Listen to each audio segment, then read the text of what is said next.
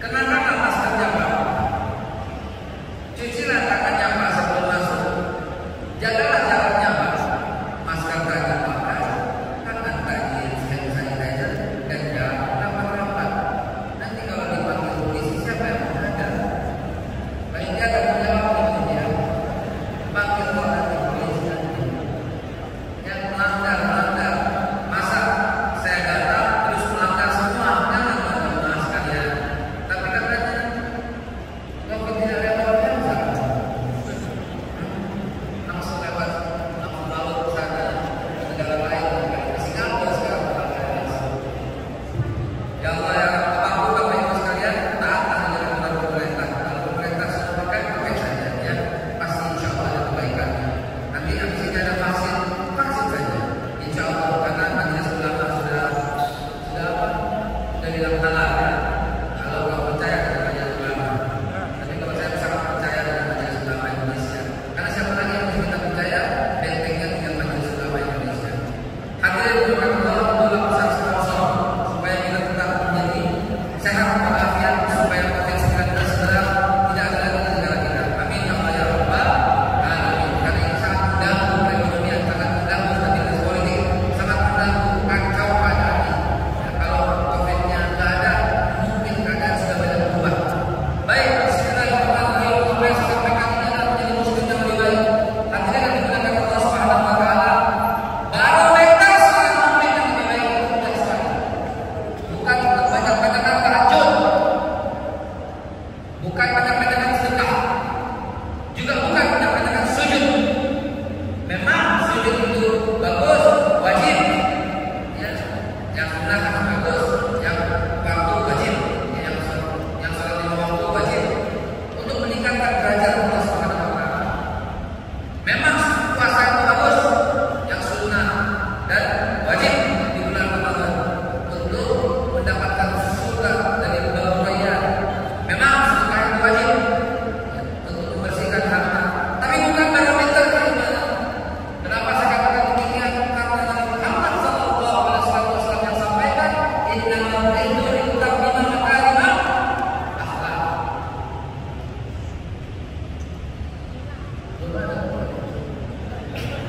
Semoga panitia menyadari apa yang saya sampaikan. Hadirin yang dimuliakan Allah Subhanahu wa taala, ini penting untuk kita pahami. Sampai beliau mengatakan, innamal itu hanya saja coba. Jadi muslim yang paling baik itu adalah yang paling baik akhlaknya.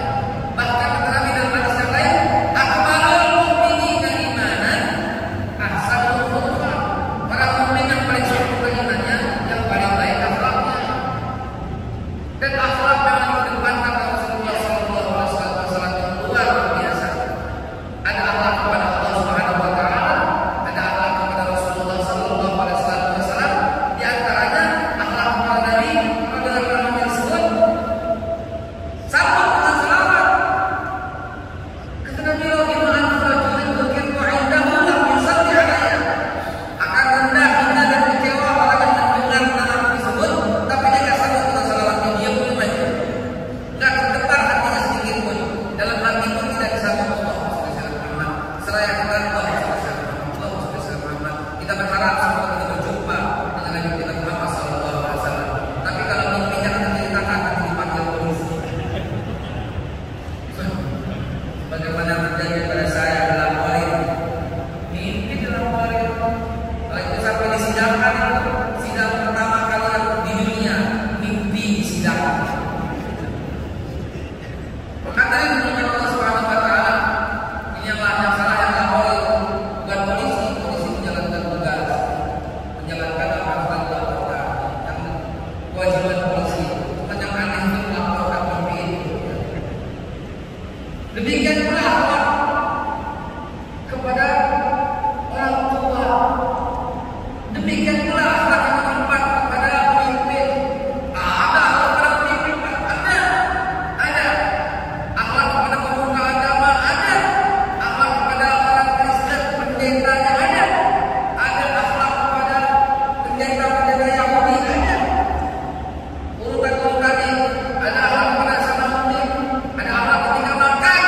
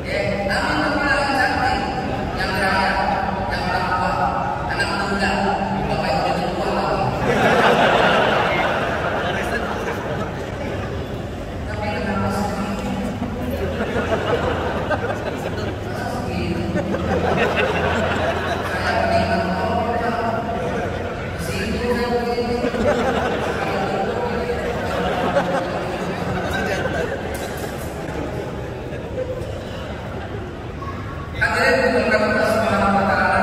Jadi menjadi muslim yang baik kan apa? Ya untuk ini gimana caranya?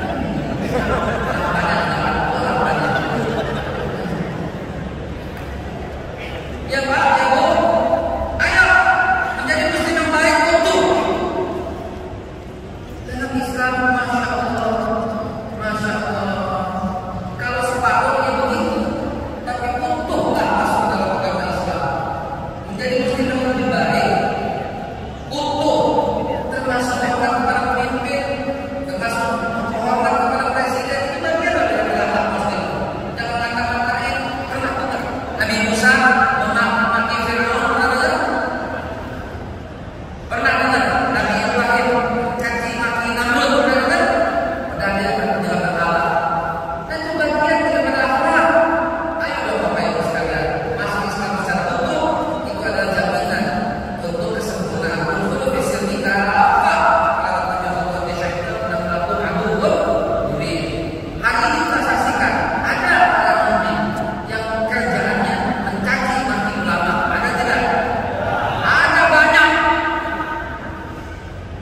Ada banyak video aja di sosial media orang seperti itu. Ini kalau sampaikan ya, kalau viralkan ya di YouTube, Facebook, Twitter, Instagram, kalau viralkan ya. Kita lihat sejenak ya.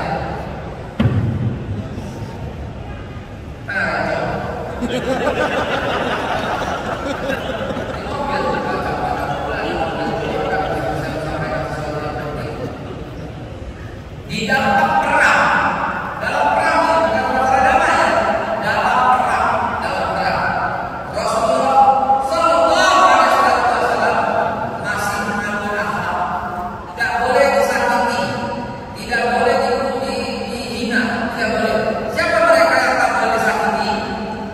Anak kecil kalau ada di sana, orang tua kalau ada di sana, wanita kalau ada di sana, yang sudah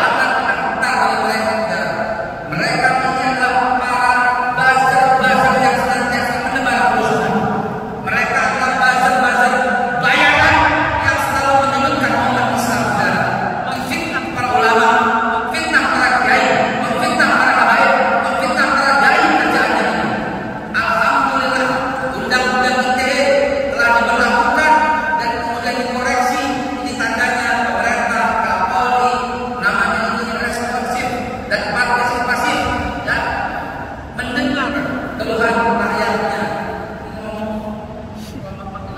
Jadi satu kasih bukan dia. Allah Akbar. Masya Allah. Tapi selainnya mana? Kopi kalau ada snack, makin mampu lah. Kalau ada yang tahu nggak ada di sini juga.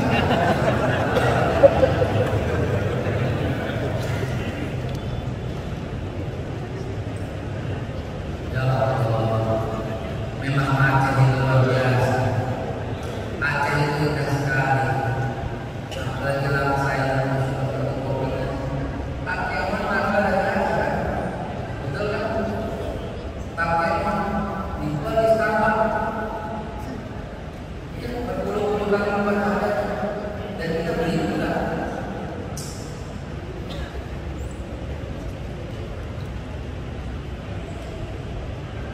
Allah Akbar. Apa ini? Oh, ngeledek kali. Gimana saya bisa makan ini selama ini dengan cara?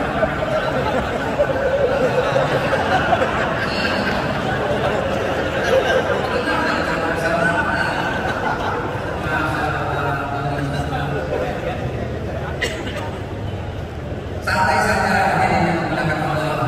Hari ini bukan maksud untuk membakar iman kita semua, tapi ini ungkapan. Ya, ungkapan semakin hari semakin menjadi. Antum tahu kan nama orang itu kan? Tahu kan nama orang itu kan? Tahu kan? Tunggu sebentar lagi. Kita bikin daftar para pencelah ulama. Kita bikin daftar para pemaki habaib, para pemfitnah kiai. Kita bikin daftarnya. Nomor 1, nomor 2 kita bikin daftarnya. Setuju?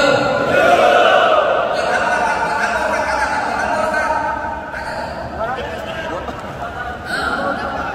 Apa bikin aja. Nggak ada habisnya. Kita begini kan jadi begini terus gara-gara fitnah di sosial media.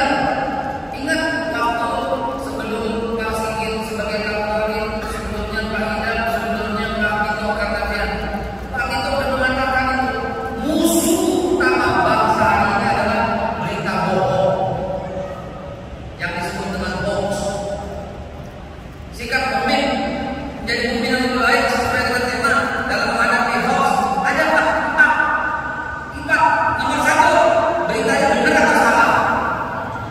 Wah, kita nggak tahu. Jangan disebar. Jangan disebar.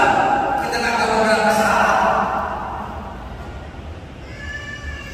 2, dikirim dari orang yang Anda kenal atau tidak. Nggak kenal. Buang semua langsung. Ngapain pula habis-habisin kuota. Beritanya benar, dikirim sama orang yang dikenal. Sebar jangan. Sebar jangan. Beritanya benar dan dikirim sama orang yang dikenal. Sebar jangan. Sebar jangan. Jangan dulu Pak. Lihat dulu ada manfaat atau tidak. Ada berita benar tapi nggak manfaat, ada nggak? Ada. Contohnya apa? Ternyata Monas adanya di Jakarta. Kenapa disebar? Nenek-nenek juga tahu. Betul? Kenapa disebar? Harus manfaat benar dari orang yang dikenal dan bermanfaat, itu baru disebar. Betul? Sebar jangan. Jangan. Orang lain tersinggung nggak? Agama lain tersinggung nggak? Suku lain tersinggung nggak? Kelompok lain tersinggung nggak? Jangan. Nggak usah dilakukan. Yang benar Muldoko apa SBY? Sebar jangan. Kamu bukan orang partai, jangan urusan dengan minum kopi mereka. Apa yang dibikin kayak begitu? Dan kamu bukan mahasiswa biar berusaha minum kopi, ya udah. Ngapain pula nyebar-nyebar berita yang nggak ada manfaat? Akhirnya apa? Kacau kita. menyebar masalah